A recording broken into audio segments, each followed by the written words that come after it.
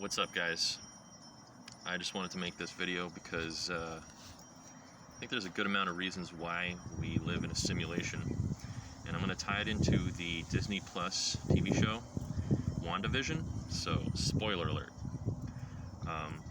WandaVision, if you're not familiar with the MCU, Marvel Cinematic Universe, is starring Wanda Maximoff and Vision, and there's a lot of parallels between this and Pleasantville, where there's a world inside a world, which is the very definition of Matrix.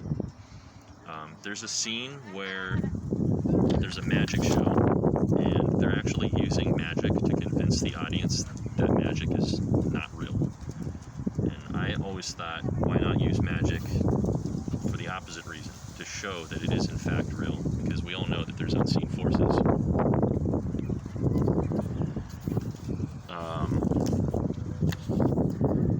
Basically, Wanda is generating a hologram by the use of hard light.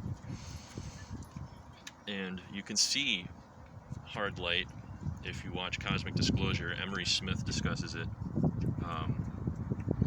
It's a hologram, essentially. And you can also see this used in Men in Black 4 International, where the protagonist just walks up to this perimeter and she has to push on it a little bit, but when she gets through, whatever's on the other side is completely different.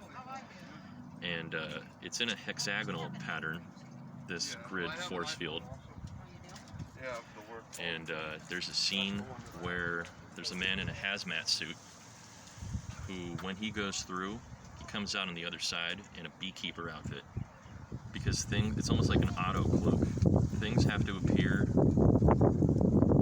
the way that they do in that reality. They have to resonate in whichever density they manifest. Kind of like when beings of a different vibration come into our reality. It's like they have to fit in. Sometimes when you see a helicopter or an airplane, it's actually an ET craft that's just cloaked. It's almost like our watchers are playing a big game of SimCity. They give us little pushes here and there with the weather and all sorts of things, and they just sit back and see how it plays out. There's a commercial out right now for State Farm with Peyton Manning and a country music singer, where he asks him how he has such a super detailed model of the city with all these specifics of people's lives.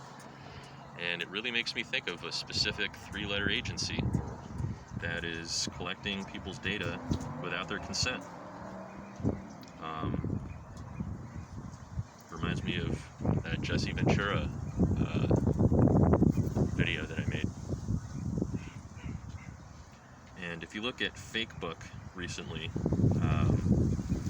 whenever you're scrolling and looking for something that could be against the system, it's literally like it just disappears before you can ever see what it is. It reloads and then you never find it again. It reminds me of the Philip K. Dick short story that I read in 6th grade. I think it was the Adjustment Bureau. In it, there's a society where equality is geared towards mediocrity.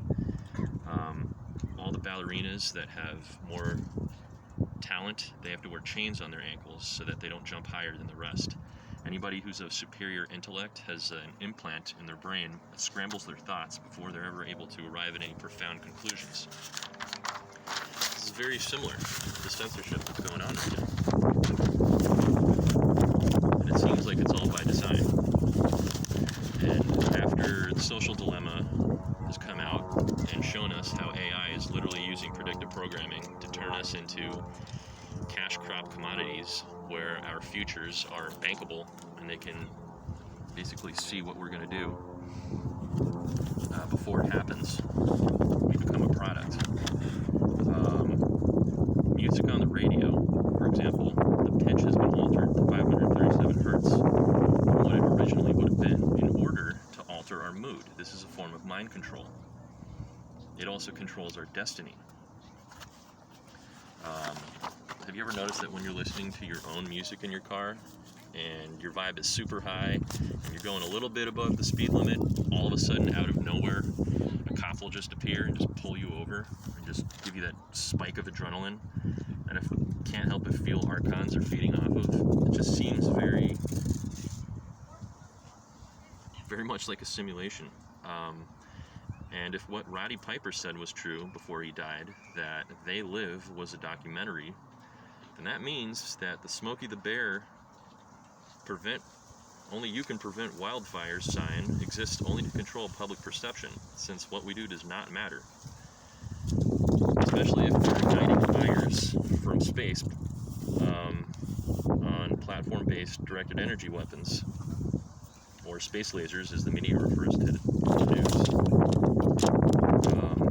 That means, likewise, Disneyland only exists to convince the outside world is real, when it's actually completely fake and under 24/7 surveillance. The Amazon Prime TV show Project Blue Book was canceled right when the protagonist finds himself in Antarctica. And since public knowledge about Antarctica is not allowed at this time, it's like they can't continue the show because they don't want to disclose that information yet. And I can't help but feel that they're trying to snuff us out with our masks, because it's not about the pandemic, it's about the fact that people put a mask on and then forget it's on and then end up wearing it way longer than they need to and breathing all this carbon monoxide that they don't have to breathe. And they're just trying to snuff us out. And I think this list of reasons stands for itself why we are in a controlled simulation, and we need to wake up and take a look at what's going on. All right, take care, guys.